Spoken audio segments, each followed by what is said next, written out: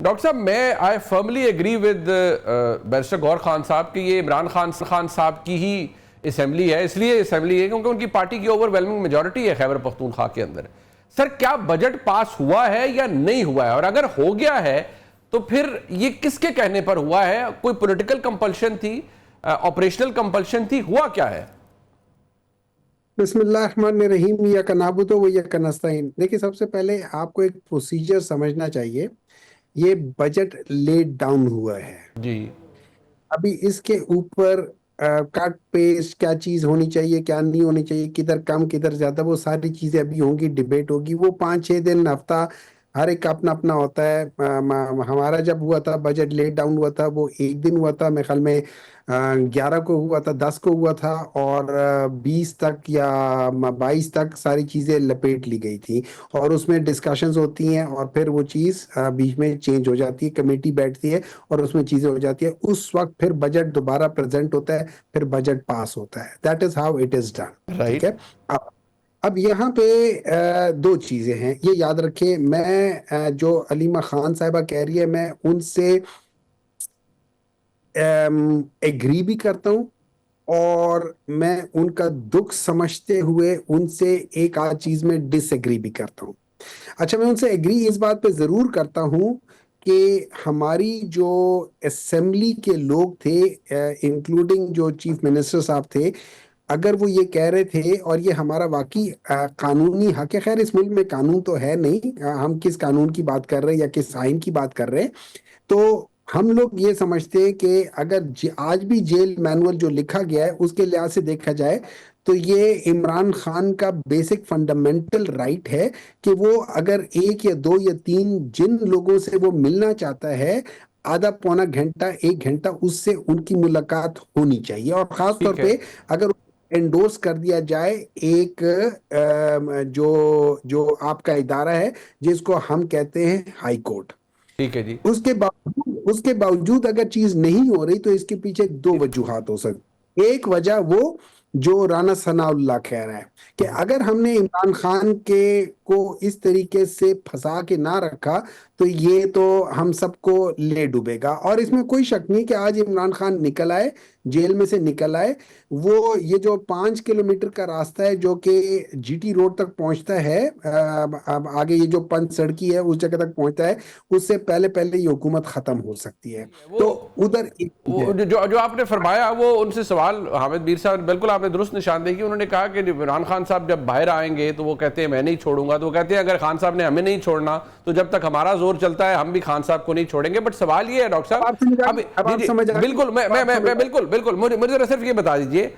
आप अलीमा खान साहबा कह रही है बजट पास हो गया है, आप गौर खान साहब कह देखिए, रहे हैं बजट पास नहीं हुआ है। सर, मैं आपसे मैंने ये बता आपको दीजिए ना कि देखिए सर हुआ है या नहीं हुआ है?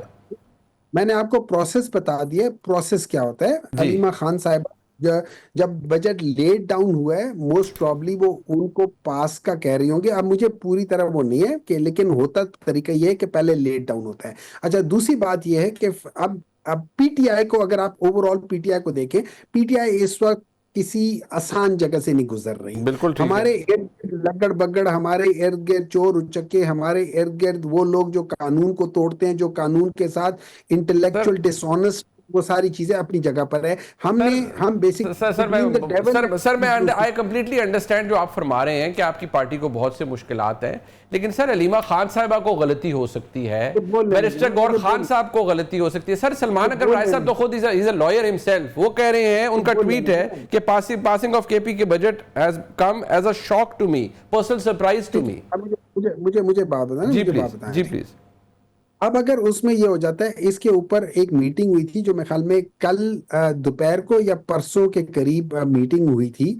पहले आपकी पार्लिमानी कमेटी की मीटिंग हुई थी जो केपी की है, और जी। उसके अंदर आपके ये उमर अयूब साहब और शिबली फराज साहब भी बैठे हुए थे। ठीक है जी। इन लोगों ने एक कमेटी की, और इन लोगों ने उसके जो एंड रिजल्ट था, उन्होंने वो हमारी जो जो कोर कमेटी है, या जो हमारी पॉलिटिकल कमेटी है, उसको वो चीज प्रेजेंट की है।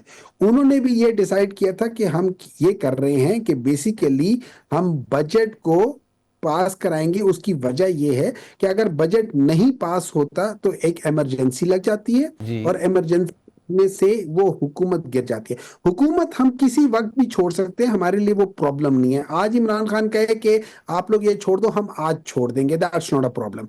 लेकिन चूंकि ये जो हुकूमत है, ये क्यों पाकिस्तान तहरीक इंसाफ के जो जो जाके मिलना चाहते हैं और उनके साथ डिस्कस करना चाहते हैं बजट, मुझे एक सवाल समझ नहीं आती, ये इतने क्यों खाइफ है कि सर, आप उसको बिल्कुल ठीक कह रहे हैं। सर, आप बिल्कुल ठीक फरमा रहे हैं कि उनका राइट है, खान साहब से मिलना चाहिए।